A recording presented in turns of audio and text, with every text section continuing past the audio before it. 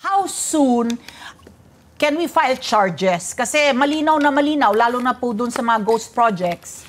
At dito po, kung yung mga ginagawa nila na meron silang mga peking ID dun sa kanilang mga pagkakasino po nila.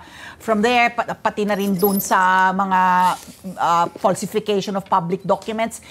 Hihintayin pa po natin na matapos itong investigasyon, na magkaroon ng committee report and all of that bago po sampahan ng kaso. O ngayon pa lamang po, meron na po tayong agara na immediately masasampa na mga kaso na tatayo po sa korte, Kong? I think kahapon kausap ko yung mga taga-ombudsman. Mayroon na daw na pinahil ng kaso ang Department of Public Works and Highways, si Secretary Vince Dizon. Mayroon na silang na-i-file na kaso sa ombudsman. I think nag-uumpisa na yata yung kanilang preliminary investigation.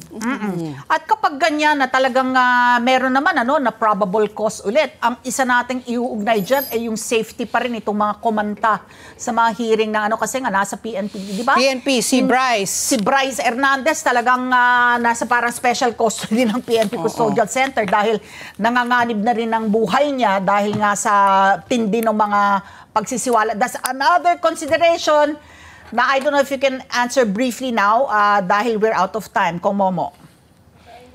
Well, actually, yes. Kahapon nga. Gusto ko sana i-interpellate pa yung isa. Pero naawa ko dahil tumawag sa pumunta siya at sinabi niya, binulong niya sa akin.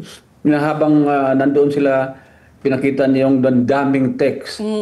May mga threats na. May mga threat sa kanya, hindi lang sa kanya personally, kundi yung pamilya niya.